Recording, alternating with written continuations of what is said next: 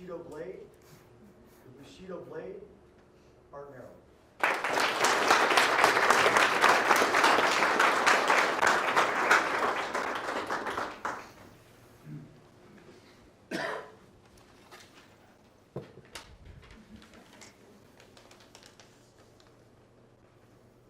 A samurai sword can cut the human body in half.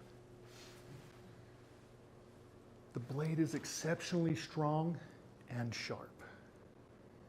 This one in Japan, it's called an omocha, a toy. The blade is soft and it can't hold an edge. Pretty wicked toy, don't you think? I don't think you want it in your kid's toy box. Toastmaster, contest chair, fellow Toastmasters and guests. The process used to create a samurai sword, the real deal, takes months. 6 months if you want to create the masterpiece worth hundreds of thousands of dollars. The swordsmith starts with what looks like a pile of rocks. It's specialized ore that he has created. He wraps it in what looks like a wet paper towel and he heats it slowly. Then he pounds it into a block of red hot steel. He heats it some more and he pounds it, folds it back on itself, cools it, heats it, pounds it, folds it, cools it. Over and over again. Till that moment where he adds in some little blocks of softer steel. Then he heats it. He pounds it, folds it, cools it, heats it, pounds it, folds it, cools it.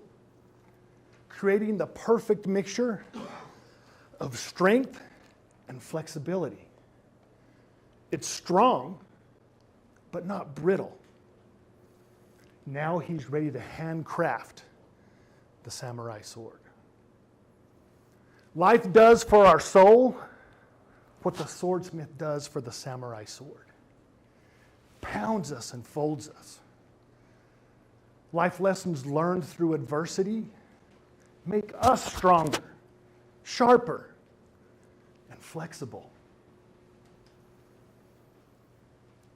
In 1973, I was 5 years old. My sister Jolene was 10. Her and her best friend Ashley were out at fourth grade recess. They were playing baseball.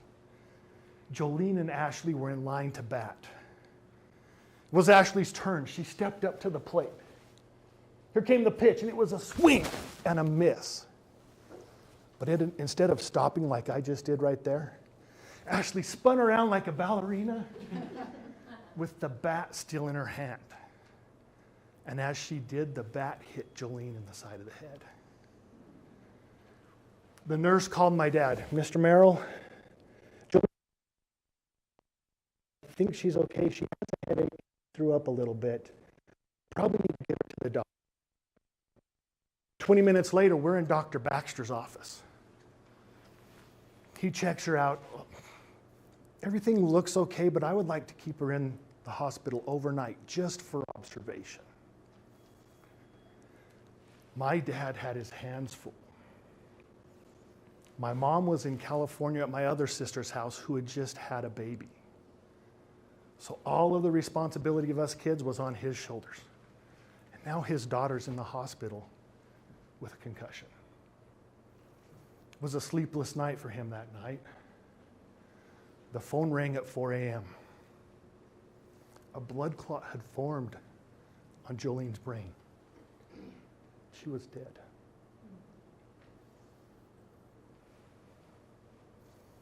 I remember going with Dad to pick up Mom from the airport. We drove straight to the mortuary. We walked into the room. Jolene was laying there on a table with a white sheet up to here. My mom walked over with tears running down her face. She reached down, gently caressing Jolene's cheek. She looked so peaceful. She leaned over and kissed her on the forehead goodbye. 2 days later, Ashley came to the house, sobbing, just in tears. She said, "I'm sorry. I'm so sorry. I didn't mean to kill her. kids at school were calling Ashley a murderer, a killer. At a time when my dad needed comforting more than ever, he found himself having to comfort this child who had just killed his little girl on accident. He knelt down right next to her. It's okay. It's okay. It wasn't your fault. Jolene was just standing too close to you. How would you have felt if you were my dad? He felt like he was being pounded and folded. And pounded and folded. At a time where maybe blame would have been his inclination, forgiveness was part of his strengthening process. No parent wants to bury their child. My dad didn't. But I remember several times throughout his life, he expressed how that experience strengthened him, molded him, taught him empathy, and helped him with the ability to relate. Would life be better if we didn't have to go through the hard times like that? Or would we be like the toy sword, soft and unable to hold an edge?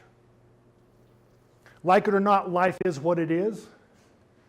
We're going to be heated and cooled and pounded and folded.